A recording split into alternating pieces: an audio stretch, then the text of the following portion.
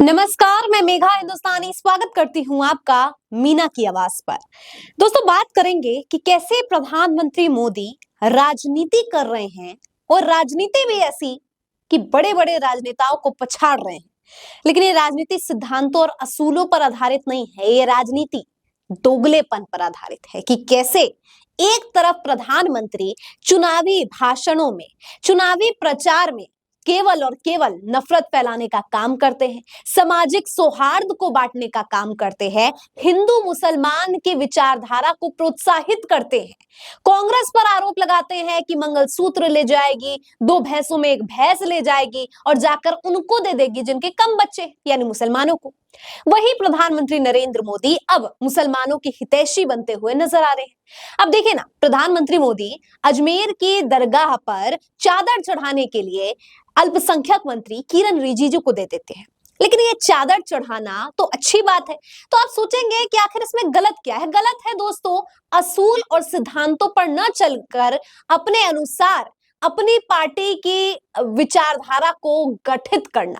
यानी भारतीय जनता पार्टी जो हिंदुत्व की राजनीति के लिए जानी जाती है, अब दोगलेपन की राजनीति के लिए जानी जाती है। यानी वोटर्स को खुश करने के लिए मुसलमान को खुश करना पड़े तो मुसलमान को खुश करेंगे। अगर बहुसंख्यक वोटर्स है जो हिंदुत्व पर विश्वास कर रहे हैं, हिंदू है, तो मुसलमानों के खिलाफ भी बोलने से हिचकेंगे नहीं।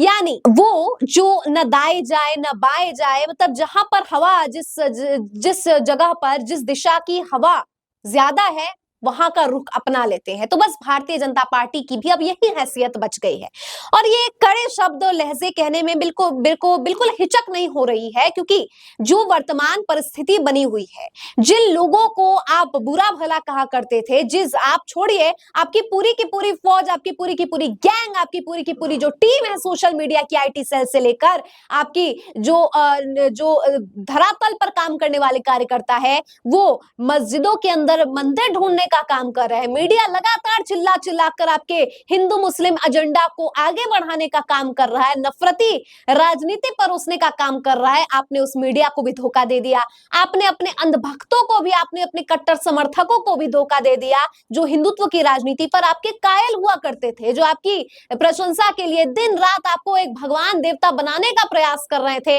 आज आपने उनके मंसूबों पर भी पानी फेर दिया।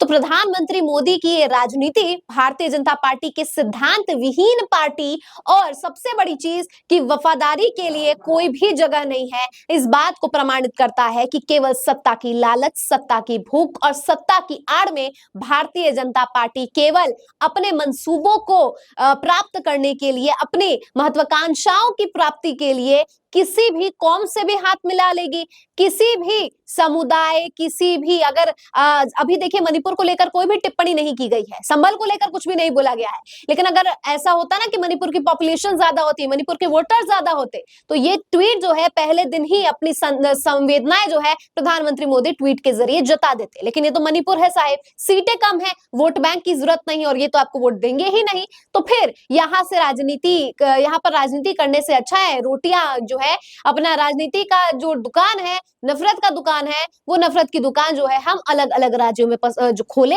जहां पर इनकी दुकान चल रही है। मार्केट तो ऐसे ही चलता है ना, नफरत की दुकान तो वही कोई भी दुकान वहीं पे चलती है जहां पे मार्केट वहीं पे चलता है जहां पे पॉपुलेशन हो। तो यहाँ पर इनकी वोट बैंक काम करेंगे नहीं तो ये उन पर बोलेंगे नहीं, संबल में भी इनको क्या लेना देना।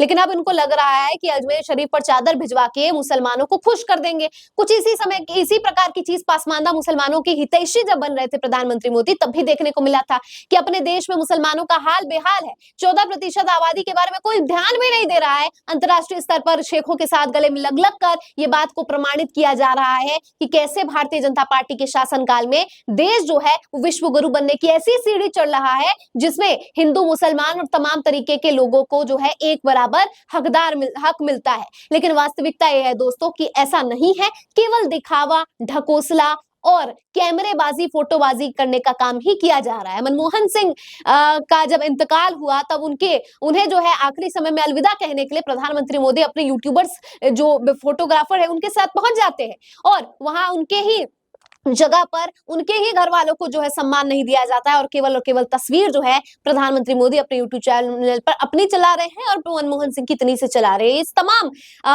जो तरीके हैं वो इस बात को प्रमाणित करते हैं कि बीजेपी के लेके खुद का नाम, खुद की पार्टी को चमकाना है, असूल सिद्धांत सब कुछ जाए भाड़ में, केवल और केवल जो है अपनी सत्ता में जो है रखना है। दलितों को, अभी दलितों को लेकर भी जो है कितनी खबरें निकल कर आती है, क्या दलितों के साथ किया गया, क्या किया गया भारतीय जनता पार्टी के नेताओं द्वारा। लेकिन कल को दलितों के जो है वोट बैंक चाहिए होगी तो ये दलितों से भी माफी मांग लेंगे, जैसा कि इन्होंने महाराष्ट्र में जब छत्रपति शिवाजी महाराज की मूर्ति खंडित हो गई तो उसको लेकर जो है आंसू निकल गए, हाथ जुड़ गए। क्यों? क्योंकि मराठियों का वोट चाहिए था महाराष्ट्र में चुनाव जो थे। तो वैसा ही जब दलितों की भी आवश्यकता होगी तो दलितों के सामने भी हाथ जोड़ के और आंसू बहाकर आ जाएंगे।